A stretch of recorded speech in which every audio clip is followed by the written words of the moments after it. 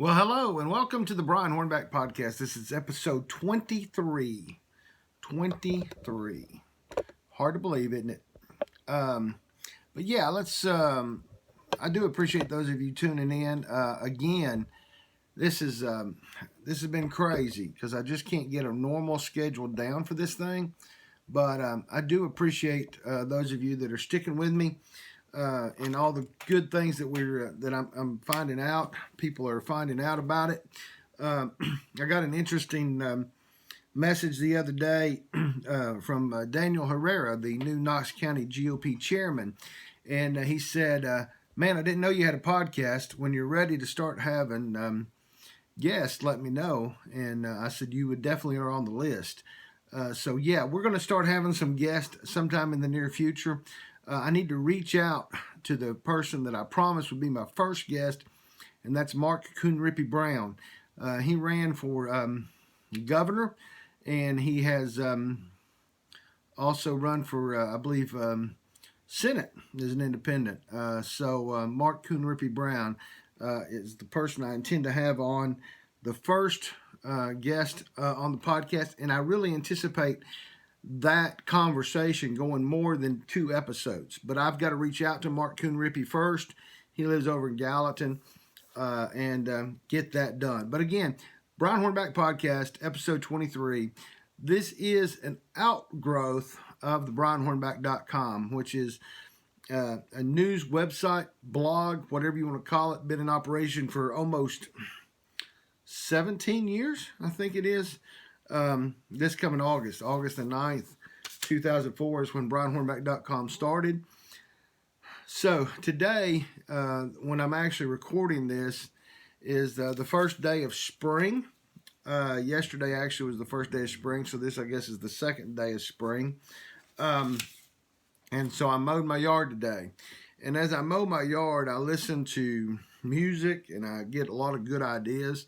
And I really thought to myself, some things that I really want to talk about over the next several podcasts.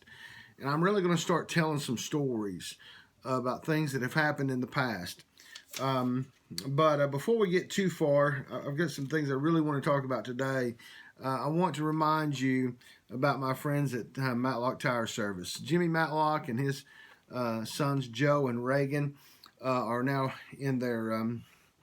The business started with Jimmy's father in Lenoir City, and Jimmy has grown it to 5 locations: Lenoir City, Athens, Maryville, Farragut, and the new one in Hardin Valley. Matlock Tire Service for all your auto repair and tire needs. Give the folks in Farragut a phone call at 865-966-0425. As you probably know, you're either watching this on YouTube, on the BrianHornback.com YouTube channel, or you're listening to it on iHeart Radio Podcast, Apple Podcast, Spotify Podcast, Google Podcast, Radio Public, Pocket Cast, Breaker, and of course where we actually record and save or store these podcasts is on Anchor FM. And thanks to the folks at Anchor FM for allowing us to do that. So I'm working to get us on Audible. And to get us on, I guess that's it, Audible. So we're already on iHeart. Going to be working on that in the very near future. But those of you that have been listening, I thank you from the bottom of my heart. I really do. So what is tomorrow? Tomorrow is Monday, March the 23rd. Is that right? Tomorrow's March the 22nd. So, what happens tomorrow is at the Knox County Election Commission, if you live in the city of Knoxville, you are eligible, if you're a registered voter, and if you live in a district where where your city council person is up for re-election this year, you can go pick up a qualifying petition. When you pick up that qualifying petition, you've got to get 25 individuals in that district to sign the petition that you should be on the ballot.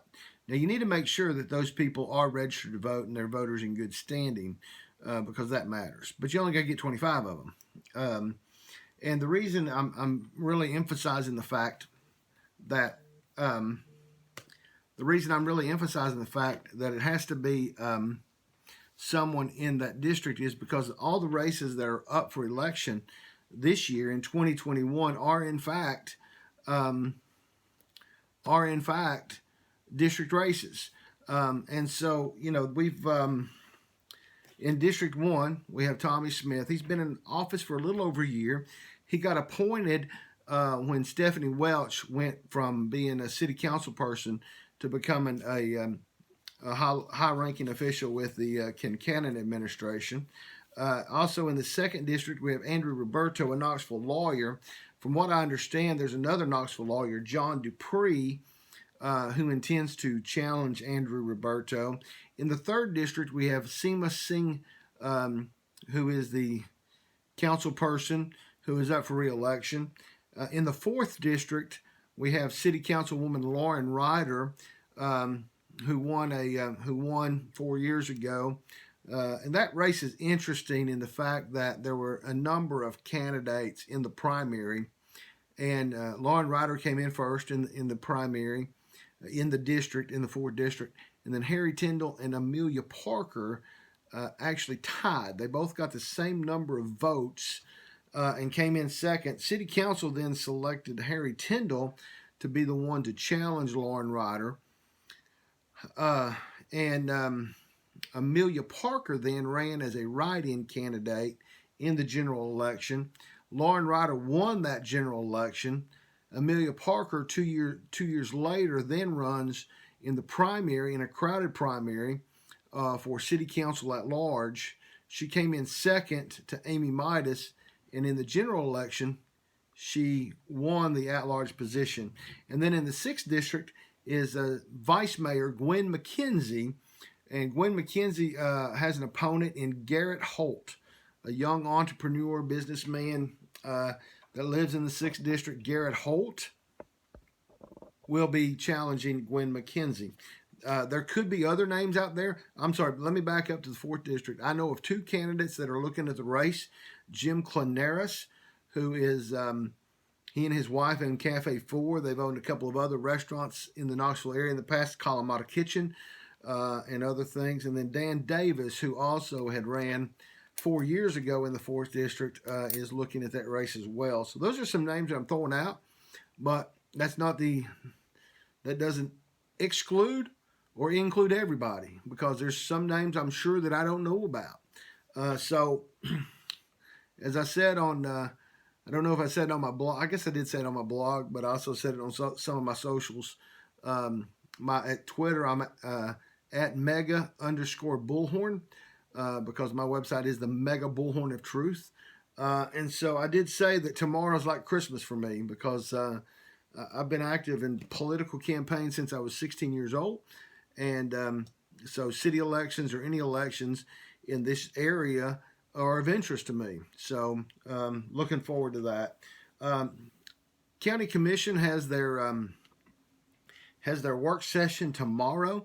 Some interesting things to watch for on County Commission in March is, number one, there was a special committee that, if you've been watching my blog or if you want to go back and look at it, back in November, December, and in January, there was a special committee put together of a couple of people from the Sheriff's Department administration, a couple of people from the Sheriff's Merit Council. Those are the folks that accept the applications, do the background checks, put the people through the testing to get on the eligibility list to become employees of the Knox County Sheriff's Department. Had a couple of uniformed officers on this committee, had 3 county commissioners on this committee, and they had one individual that was a citizen representative.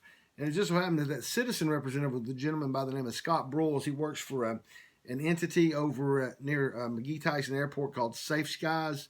At one time, Safe Skies was funded through congressional earmarks. I'm not sure when Broyles ran and was defeated by Kyle Ward to be the county commissioner in the 4th district. I believe they said that Safe Skies is a nonprofit. And so I don't know if they're still getting congressional earmark money or not. But beside the point, he was appointed.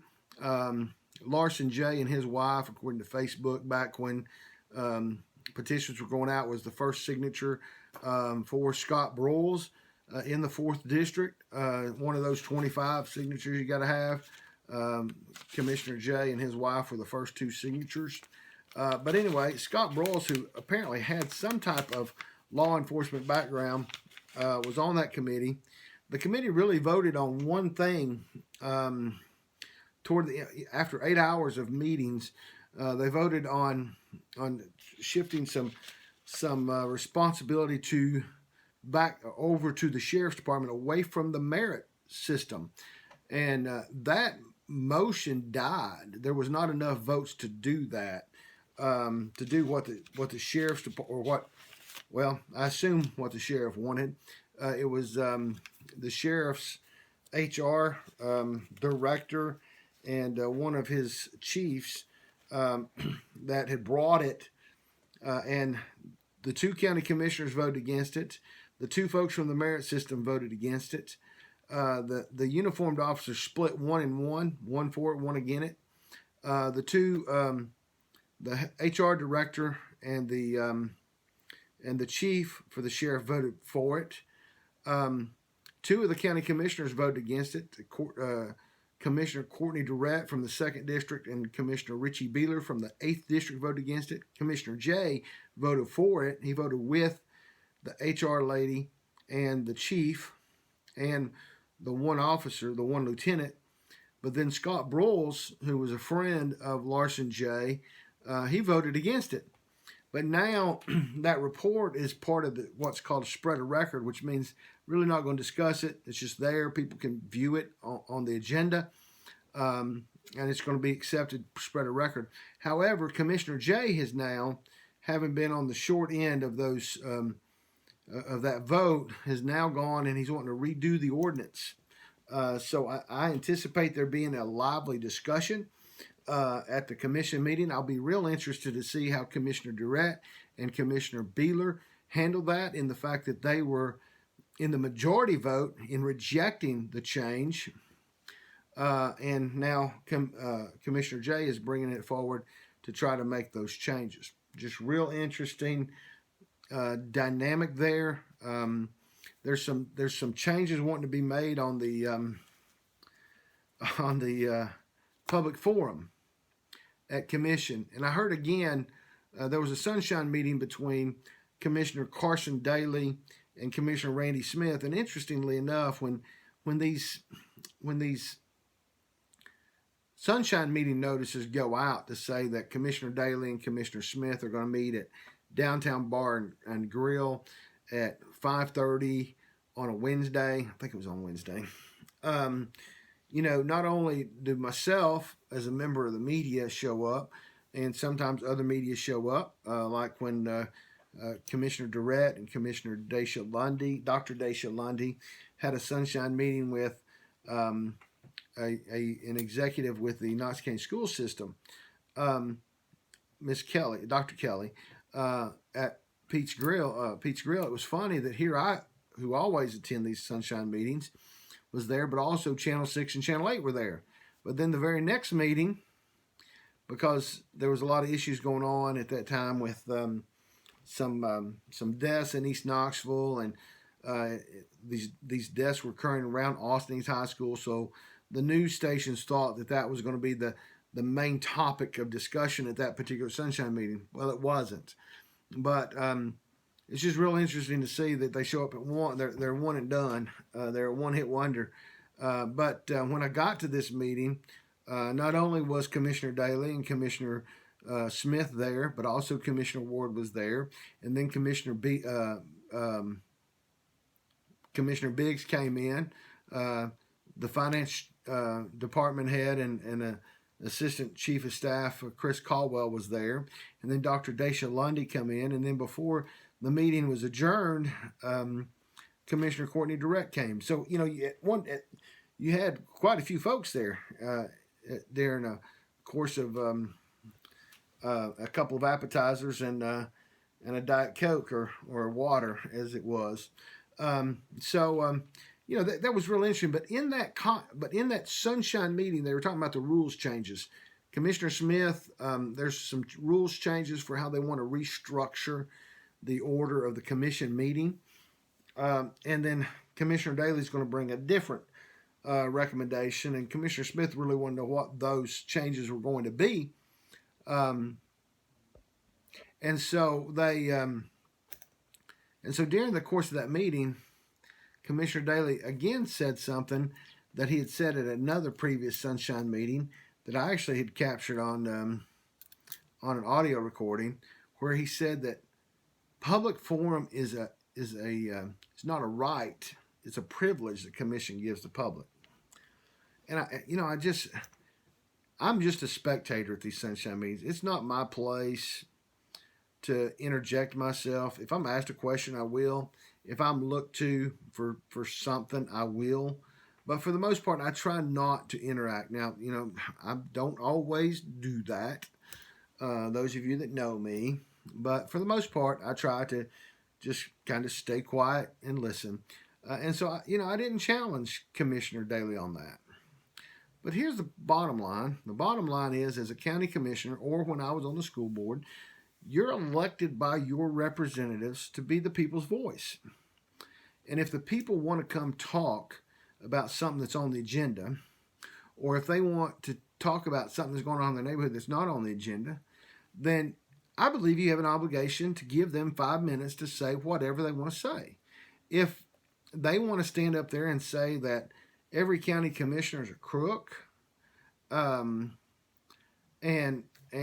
for no apparent reason, then the First Amendment, they have every right to say that. I don't agree with it, but they have a right to say it. The county school board, which also is all the schools in the city, they too allow 5 minutes of public forum, and they never, that I can tell, ever cut it down to 3 minutes or say only 3 people can speak, or we're only going to listen to you for an hour.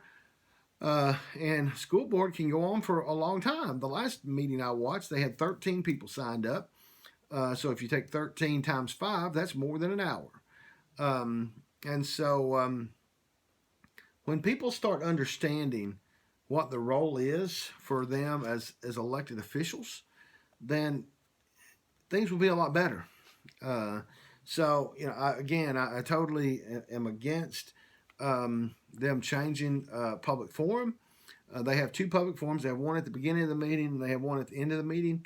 What they're wanting to do, what Commissioner Daly's wanting to do, is he wanting to move all the school stuff before public forum, so they can get the school people out before they and then have public forum, and then I think they're still going to have the second one, but we'll see how all that shakes out. But there's certain folks in our community. Constance Every is one of them.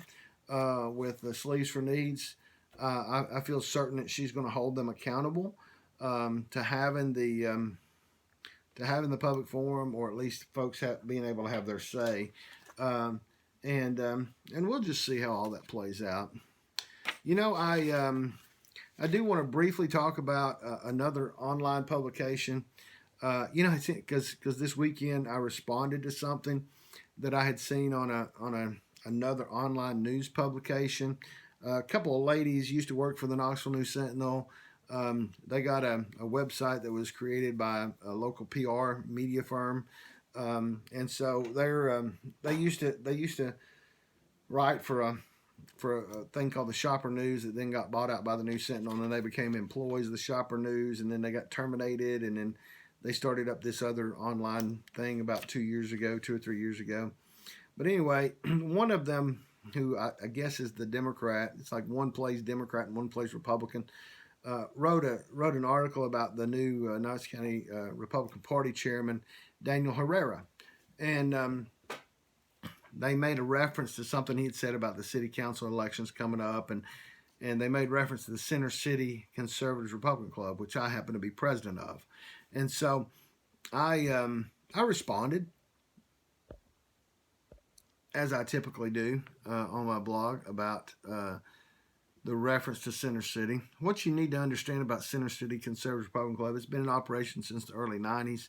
It does meet as best as we can tell in the center of the city. It started at Beaumont, started at Waters Market over in Beaumont. It moved to Shoney's on Western Avenue, which wasn't too far from Beaumont. But then Shoney's on Western closed, and now we meet at the S&S cafeteria. But the reference was made that most of the members don't live in the city, and that's just simply not true. Most of the members are in the city. As a matter of fact, our second vice president has run for city council 2 or 3 times. And so it was just one, the writer has never attended a Center City Conservative Republican Club meeting in the last 4 or so years that I've been there. And because it is a nonpartisan election in the city, we invite city candidates. So when former Mayor Madeline Rajero was running for re-election about almost 6 years ago, she came and spoke to our club, as did Vice Mayor Finbar Saunders, as did George Wallace, as did Mark Campen. 2 years ago, we had Amelia Parker come to our meeting and speak. Her opponent, Amy Midas, came to speak. Several of their opponents came to speak. David Hayes came to speak. Lynn Fugit, who got elected, came to speak. India Kincannon, the now mayor, came to speak. And so, we treat everyone that's running in nonpartisan with respect, and we will treat them with respect. And I don't appreciate the reference by this other online publication, which allows me to say this. I've been doing BrianHornback.com since August the 9th of 2004. Did not take any advertising until 2013. And I truly am an independent citizen journalist. I can also say that Knox Views, which is a liberal, which is more of a liberal blog news site, is also very independent. He started as South Knox Bubba. He was South Knox Bubba back in the days before BrianHornback.com, but Knox Views came along after BrianHornback.com. 2 other guys, Jesse Mayshark and Scott Barker, are former newspaper guys. Jesse worked for Mayor Rajero, but they have Compass Knox, which is truly independent. But those are the only 3 people who are truly independent that don't have a connection to a media company or a PR shop. Our sites were created as they were created, and we don't really owe anything to anybody. So you're going to see me tout that more and more, that I'm independent, that I've built this thing over the last 16 years independently. I am an LLC with the state of Tennessee, and I will continue doing what I do, and I'll continue calling out BS when I see BS in the Knoxville area and beyond. But anyway, before I get off here, let me remind you of 2 other folks that have been instrumental to BrianHornback.com. That is Interagency Insurance Company here in Knoxville, Tennessee. Been in operation since 1966. Lou Moran III runs Interagency Insurance. You can find them on the web at inter-agencyinsurance.com or call them at 865-637-4519. And then also, when you need real estate, from what I understand, there's like 6,000 realtors out there in Knoxville, and there's only about 400 to 600 homes available for sale right now. But you need to call Julia Hurley at justhomesgroup.com. She's affiliated with Realty Executives in Farragut. justhomesgroup.com. You can also find her on Facebook, Just Homes Group on Facebook. And her phone number is 865-237-7328. Again, this is the Brian Hornback Podcast. This is episode 23. Send me an email, brian@brianhornback.com. Let me know you're listening. Tell me what you want to talk about, what you want to hear. And if you've got guest ideas, then send those to me. Check me out on Twitter, mega_bullhorn. And I look forward to hearing from you. So again, this one's this one's done. Episode 23 is done. Hopefully we'll be back before the end of the week with episode 24. So y'all stay tuned.